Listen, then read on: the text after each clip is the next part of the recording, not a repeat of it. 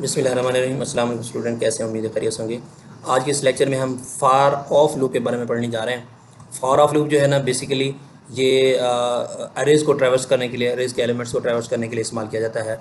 कि अरे के एलिमेंट्स को हमने प्रिंट करवाना हो, ये उसके लिए इस्तेमाल की जाती है। या अरे ऑफ ऑब्जेक्ट्स, तो अरे ऑफ ऑब्जेक्ट भी आप देखते हैं कि अरे ऑफ ऑब्जेक्ट को जो है वो कैसे हमने ट्रैवर्स करना है। और फारिज के ज़रिए से भी कर सकते हैं, लेकिन उसमें सिर्फ़ और सिर्फ अरे के एलिमेंट्स हो। अगर अरे ऑफ ऑब्जेक्ट हो तो फिर उसके लिए टफ हो जाता है थोड़ा सा। तो अब हम इसके बारे में देखते हैं। इसकी एग्जांपल ये दी गई है।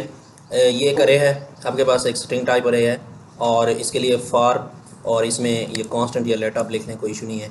फिर उसके बाद एलिमेंट, जो हम की या एलिमेंट लिखते हैं, जिस तरह फार इन में देखा था हमने, और उसके बाद उस अरे का नाम लिखेंगे।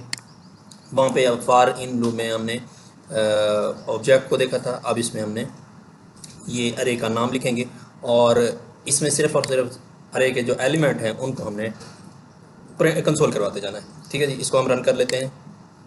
तो अब देखें, जो भी इसके अंदर एलिमेंट्स हैं वो ऑटोमेटिकली प्रिंट हो चुके हैं। अब हम जो हमने खुद एग्जांपल बनाई है उसकी तरफ आते हैं। ये अरे ऑब्जेक्ट है, ठीक है ना। आप एक अरे के अंदर नंबर ऑफ़ ऑब्जेक्ट्स को आप लिख सकते हैं, ठीक है जी। ऐसे समझें, ये आपका एक एलिमेंट शो होगा। ये देखें, कॉमे से सेपरेट है, एक पूरा ऑब्जेक्ट है, ठीक है जी। फिर कॉमा, अब जिस तरह हमने देखा कि इसमें ये एक एलिमेंट है, इसको हमने कन्वर्ट कर दिया ऑब्जेक्ट में, ठीक है जी। और इसी तरीके से ये तीन हमारे पास एलिमेंट्स हैं। इसी तरीके से ऐसे समझेंगे कि ये हमारे पास तीन एलिमेंट्स हैं। ये एक एलिमेंट्स, इसको इन द फॉर्म ऑब्जेक्ट लिखा, दूसरा एलिमेंट्स और ये तीसरा एलिमेंट्स। मज़ीद एलिमेंट आप ऐड करना चाहते हैं कॉमे के साथ, आप सेपरेट करते जाएं। आप एंटर दबाएं, उसके बाद आप लिख लें कोई भी ऑब्जेक्ट जो है, ठीक है जी। तो आप मज़ीद इसमें आप ऐड कर सकते हैं, ठीक है जी।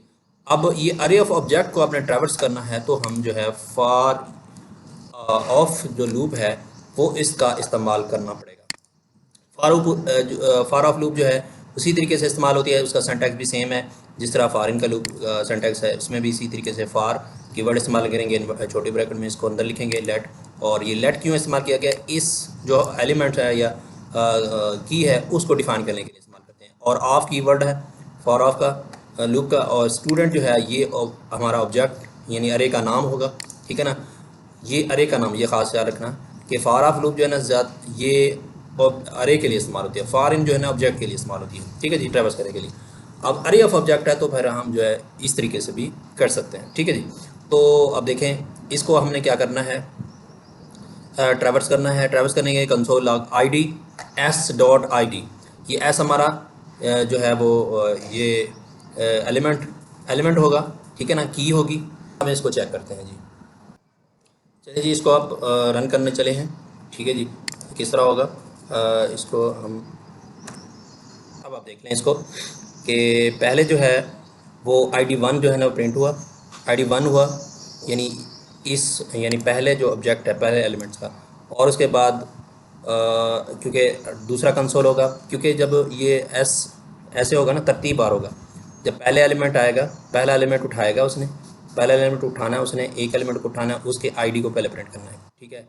फिर उसके बाद उसके नेम को प्रिंट करना है, फिर उसके बाद एज प्रिंट करनी है। ये पहला ऑब्जेक्ट कंप्लीट प्रिंट हो जाएगा, फिर उसी से दूसरा प्रिंट हो जाएगा, तीसरा प्रिंट हो जाएगा, चौथा प्रिंट हो जाएगा।